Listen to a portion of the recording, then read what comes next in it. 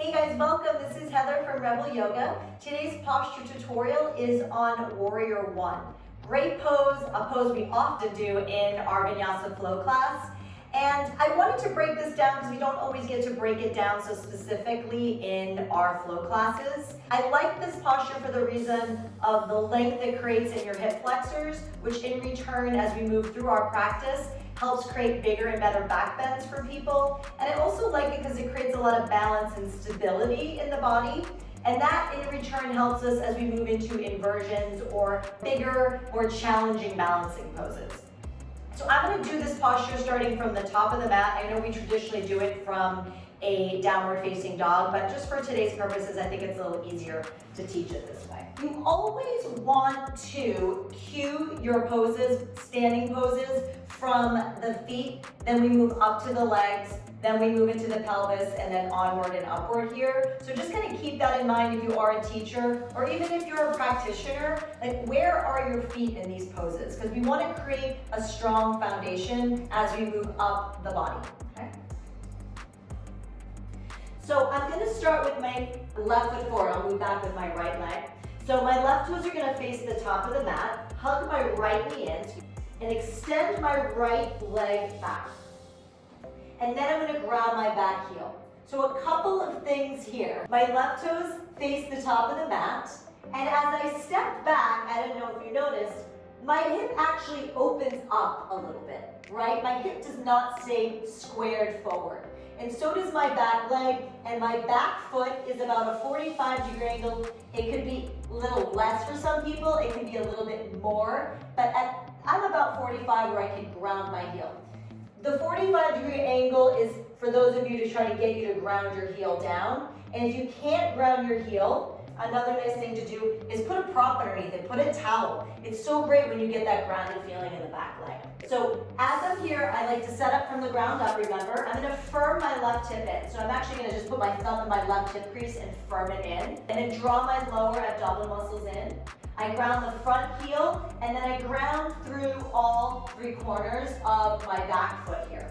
And as I move up, I want to track my knee over my ankle, or it can be a little bit behind is fine. So as I come up, my pelvis is going to move with my spine. A lot of times we'll see a dipping here. So I want you to take your hands, place them right on your hips, and you feel those little aces points, or I like to say headlights, right? And we want to pull the headlights up. So when we pull the headlights, which is like the pelvis, up to neutral, the lower back lengthens, the tailbone drops down, and what happens, my glute starts to kick in, my right glute, and I get a little bit more traction in that back leg. Now your hips are not going to be perfectly square to the top of the mat. A lot of people, it's just not going to happen because your back leg is open, right? It's actually open, the knee is slightly open, the foot is slightly open. So you're just trying to get your pelvis to neutral, and then from here, what you can square off at the top of the mat is the shoulder and the rib cage. And then from here, I move my arms and I reach them up. But don't take them too far back. I don't like them behind the ears. I just like to kind of line them up with my cheeks here. Good, or maybe just a little back by the ears. Some people like to bring their hands to prayer. It's a little bit more challenging, right? If you're opening the shoulders, it feels good. And those of you who really struggle, like you go to straighten your arms, it looks like this. Just go wider with the arms. So you really want to think of creating space, and then eventually you'll be able to move those arms up. My husband started with his arms like this. He can straighten his arms, so don't give up on yourself. It is possible. So I also want to I like feeling like I'm pushing my front heel forward and my back heel back to get some traction and strength in the legs.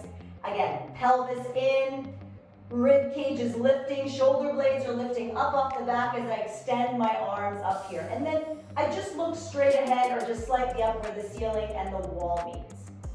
Good. And then you breathe and you hold the pose. For those of you who cannot ground your heel, again, I just want to reiterate, get a blanket, get a prop. Those little wedges are great so that you can really get that back heel down. It just makes such a difference in that back leg and just creates so much more strength and balance in the body. If you have any questions about Warrior One, please don't hesitate to reach out to me. My name is Heather, or any other postures. I really always love talking yoga, anatomy, better alignment, whatever it is.